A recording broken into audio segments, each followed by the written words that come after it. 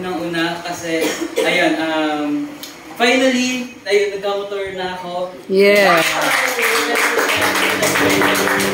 Halos isang taon. Sabi ko, bakit ang tagal-tagal, Lord? Sabi, you just have to wait, di ba? Yung lagi tuturo sa atin ni Lord na, need natin maghintay talaga. And may purpose bakit tayo naghihintay, di ba? Yeah. Ayan. And sobrang thank you kay Lord kasi ginamit ka rin si Kuya as an instrument para magbayad sa balon.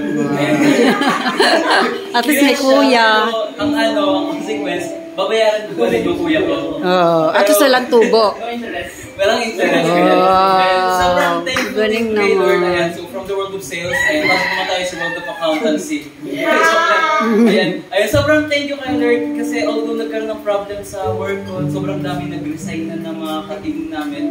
Ayan, pero andun yung blessings ni Lord na imagine, hawak mo yung Gen Trade, sobrang ni Ate Jen, yung buong Luzon, tapos hawak mo 6 na principals, lahat yun i-reconcile mo. Ilan yung accounts, more or less 50 to 40, and ikaw lang yung isang taong naka-assign doon. So, sobrang hirap, hindi ko alam paano kasi yung ayun nga, lagi nag-OT. OT pero OTY. OTY! Thank you na lang.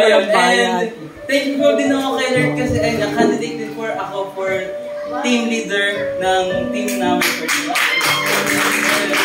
Ayun, sobrang daming blessings kay Lord, diba? Pero, ayun nga, to God be all the glory. Maraming obstacles na darating pero hindi mo na magtiwala kay Lord.